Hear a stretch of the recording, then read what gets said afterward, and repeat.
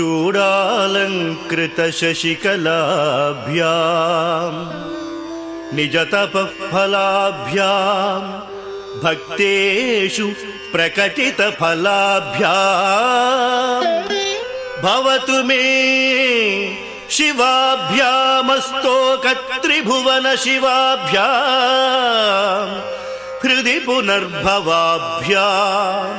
आनन्दस्फुरदनुभवाभ्यां नतिरियम् गलन्ति शम्भो त्वच्चरितसरितः किल्बिषरजो दलन्ति धीकुल्यासरणिषु पतन्ति विजयतां दिशन्ति संसारभ्रमणपरितापोपशमनम् वसन्ती मच्चेतो हृदभुवि शिवानन्दलहरी त्रयीवेद्यं हृद्यं त्रिपुरहरमा